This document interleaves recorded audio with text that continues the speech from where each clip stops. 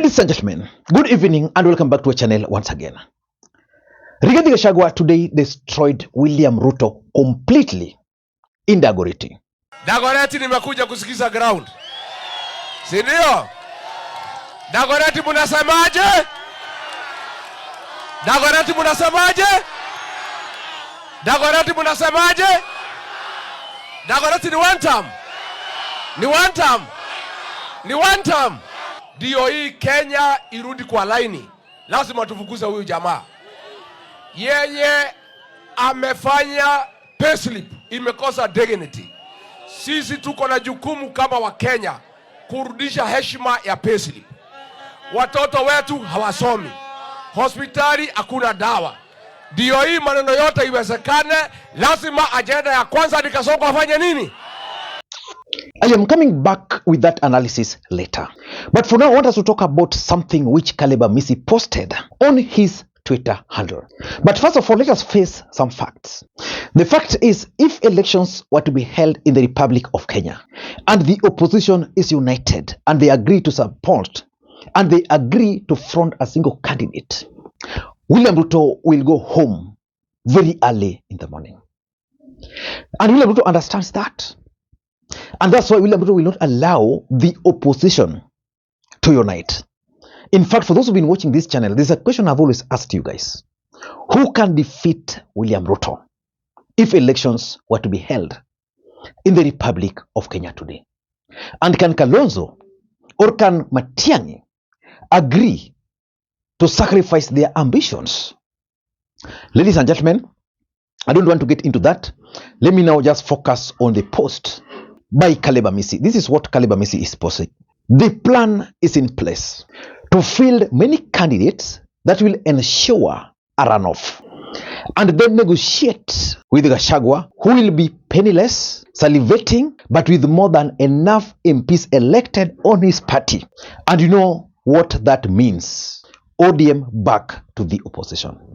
What Caleb Amisi is trying to say in this post is that several candidates are going to be fronted, and then a runoff is going to be occasioned. So William Ruto will either be number one or number two, then a runoff. Matiang'i, either Kalonzo or Matiang'i will be number one, then a runoff. Then Rigathi Gachagua will then be approached, because Rigathi Gachagua will now come having consolidated the mountain with members of parliament. Let's say even 50 or even 70. Very strong. But he doesn't have the money. He's sure he has the numbers. Now he can negotiate with Ruto. I want this, I want this, I want this. In that case, it would mean that ODM will be nowhere. Probably because they won't have a candidate. Probably because of the nomination problems and the fact that Raila Odinga is not on the ballot, they might not get the right number of members of parliament needed by Ruto. And he's proceeding here. Caleb Amisi is proceeding here. I only pity the broad-based peacocks. Watambia nini watu siku ya kiyama. The only way to defeat an unpopular regime democratically is to ensure only two presidential candidates on the ballot. The new versus the incumbent. This can be done through citizen coercion. The fact is, there's no way you can have two presidential candidates. At least a third force will have to emerge. And someone will just be mad and decide to present his papers. But we can't have two. But the fact is, two strong candidates can actually emerge. And if that will not happen, it would mean Kalonzo will be on the ballot, Matiang'i will be on the ballot, Ruto will be on the ballot, and of course they even push to have the same Rigathi Gachagua to run for the presidency of the Republic of Kenya. Of course, even the Gen Zs will have a candidate. And he's proceeding here. The moment you see more than 3 presidential candidates in 2027 is the time to apply binomial expansion theorem. Stay hell on earth or seek permanent visa elsewhere. That's Caleb Amisi. That tweet by Caleb Amisi, in my view, is relevant and significant politically speaking. In this video, I just want to ask around 4 questions, which probably I want the video to be interactive, which probably you can help us answer. Before we do that, for those who are watching this channel for the first time, please take a second or two, click that subscribe button so that next time we produce a video like this, YouTube will automatically notify you. And to the subscribers, I want to continue thanking you guys for your continued support. Without that support, this channel cannot be where it is. Ladies and gentlemen, without further ado, allow me to dive in. But again, before I dive in, allow me to also take the opportunity to thank the following people. You are seeing their names on the screen there for the coffee which they sent to me earlier today. It goes a long way in supporting this channel.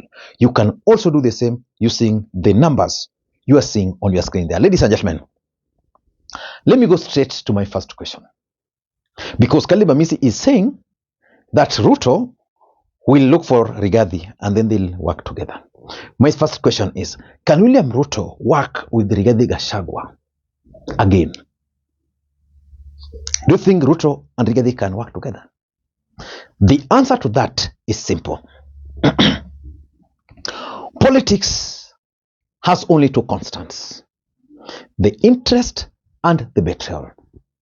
These two gentlemen have betrayed each other, but their political interest can make them converge, can make them work together again.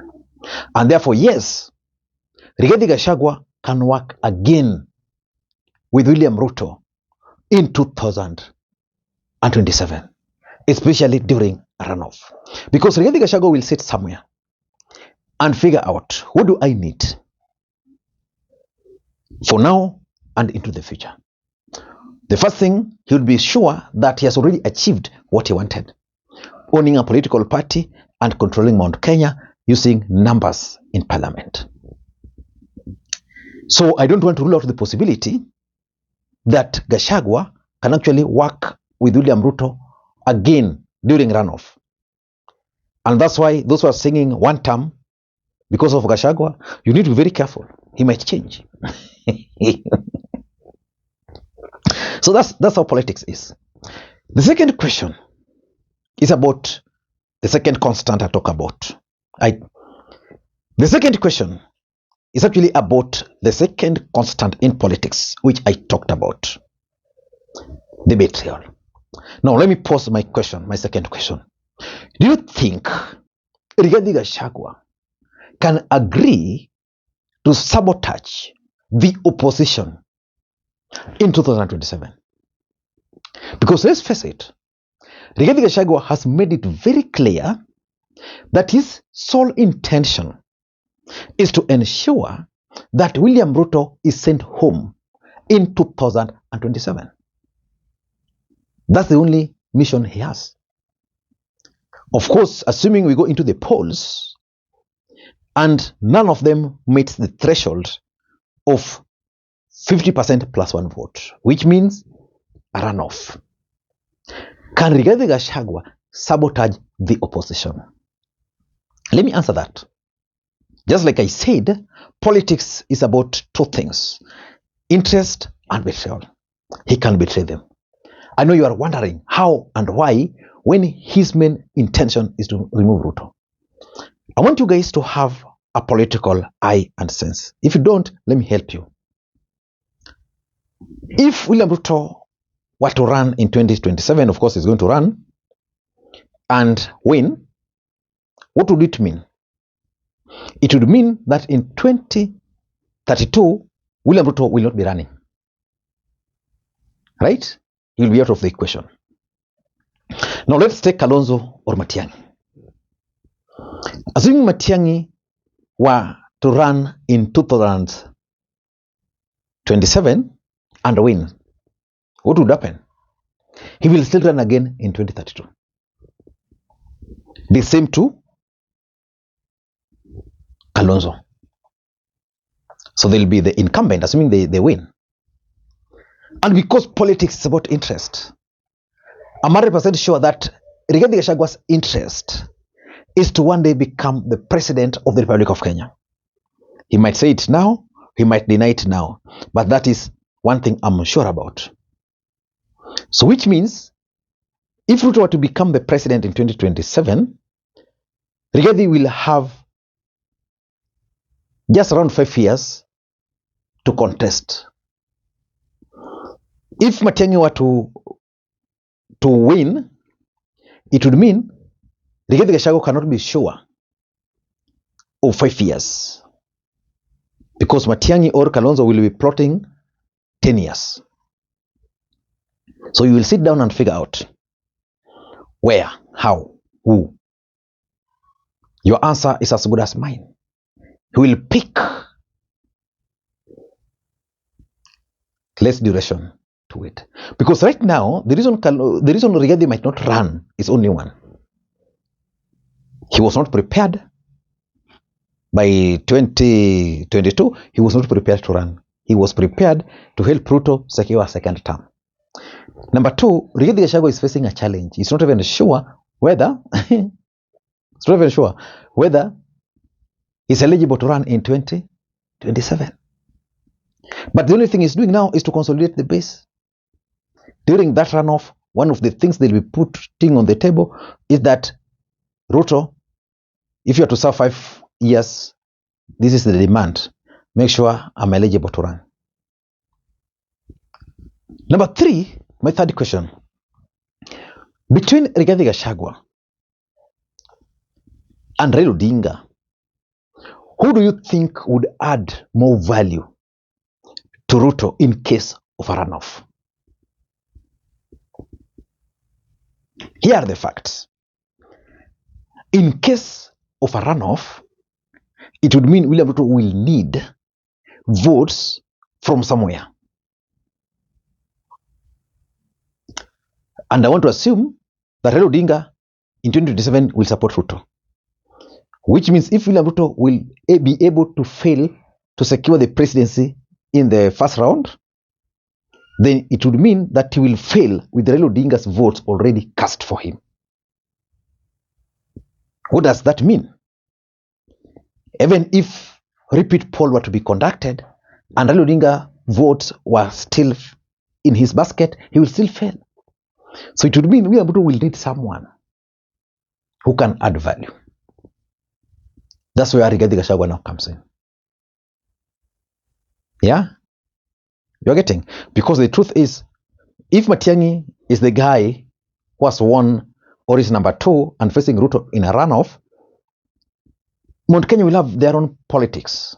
Maybe Rigathi shall have defeated Uhuru's Jubilee Party, or maybe Jubilee Party shall have managed some quite number of MPs. A war is going to erupt there. So to solve that war, Rigathi might decide to throw his weight behind Ruto. Ladies and gentlemen, am I lying or you think it's a joke? It's a serious matter. And lastly, let me ask you this. Do you think William Ruto can secure number 1 or number 2 in case you have many candidates running? Because the other day, I saw my good friend Professor Herman Manyora suggesting that Ruto can actually become number 4. And who else? Was it Mutai Ngunyi? Was also very clear that Ruto can actually become number 3. Do you think William Ruto can agree to be outside number 1 or 2 in the first round? Yeah? What's the work of a system? What's the work of a deep state? Ladies and gentlemen, very interesting political developments.